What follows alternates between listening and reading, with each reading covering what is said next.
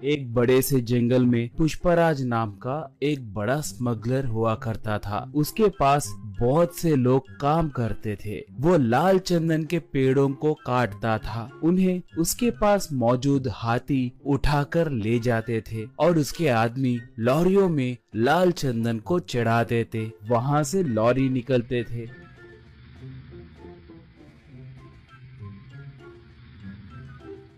वहाँ पर चेकपोस्ट के पास मौजूद पुलिस वाले भी पुष्पराज के ही आदमी होने के कारण उनकी जांच करे बिना ही वो लोग लॉरियों को छोड़ देते थे। ऐसे उसके जुर्म का साम्राज्य बहुत फैला हुआ था। उसके पास गंगा नाम की एक हाथी थी। पुष्पराज को गंगा बहुत पसंद थी। उसे अच्छा खाना खिलाते हुए उसका बहुत ख्याल रखता था।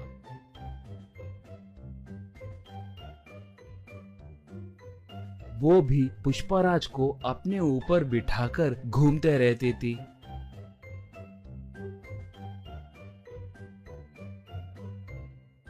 पुष्पराज आसपास के गांव में भी बहुत दान करता था।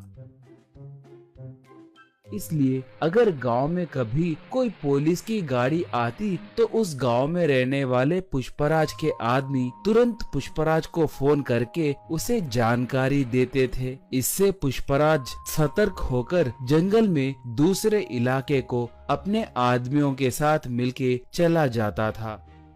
पुलिस वाले आकर वहाँ पर देखे तो उन्हें कोई नहीं दिखते थे। इससे वो लोग सर पकड़ लेते थे।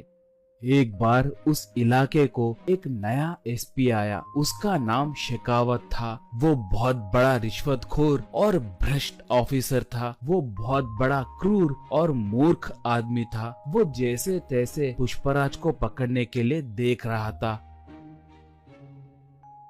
एक बार गलती से गंगा एक घाटी में गिर गई, मगर वो पूरी तरह से घाटी में गिरे बिना नीचे एक बड़े से पत्थर के बीच में फंस गई थी। वो हाथी उसे बचाने के लिए चिंगाड़ने लगी।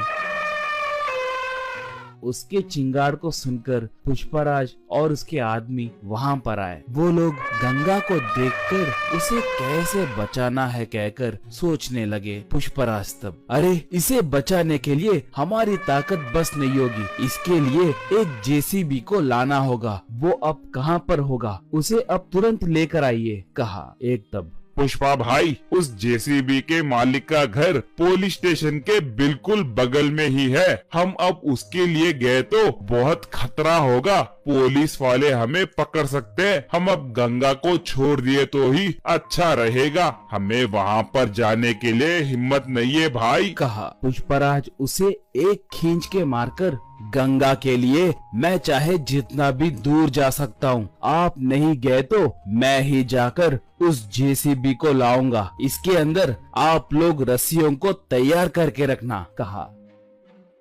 ऐसे वो बाइक को लेकर गांव में आया।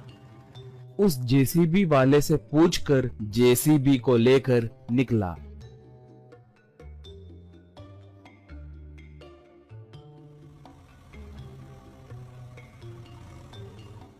उसे देखकर एक पुलिस इंफॉर्मर शेखावत को फोन करके पूरी बात बताया। बस शेखावत तुरंत अपने जीप में निकला। पुष्पराज पहाड़ के पास पहुंचकर जेसीबी को रस्सियां बांधकर उनसे गंगा को ऊपर खींचकर उसे बचाया। गंगा ऊपर आकर खुशी से चिंगाड़ने लगी। पुष्पराज को अपने सूंड से आशीर्वाद दी। इतने में शेखावत वहाँ पर आकर बंदूक से पुष्पराज पे निशाना साधा।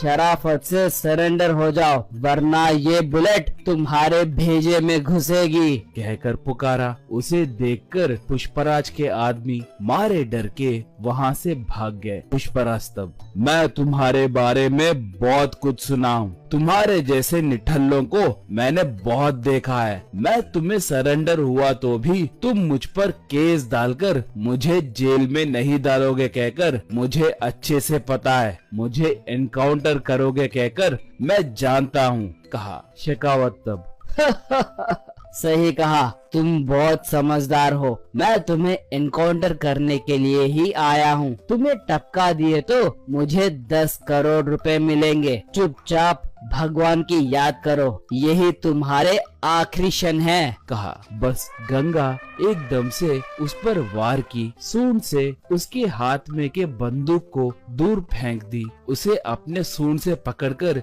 जमीन पे जोर से पटकी। बाद में उसे उसी घाटी में फेंक दी। इससे उसे छुटकारा मिला। बाद में पुष्पराज गंगा को प्यार से चूमा। उसके ऊपर बैठकर जंगल की ओर निकला पुष्पराज। दोस्तों, आपको ये कहानी पसंद आई तो दया करके हमारे चैनल को सब्सक्राइब कीजिए। उसके साथ साथ वीडियो को लाइक मार के आपके दोस्तों को शेयर भी कीजिए। पुष्पा 2 के लिए कौन कौन इंतजार कर रहा है हमें कमेंट में बताइए। धन्यवाद।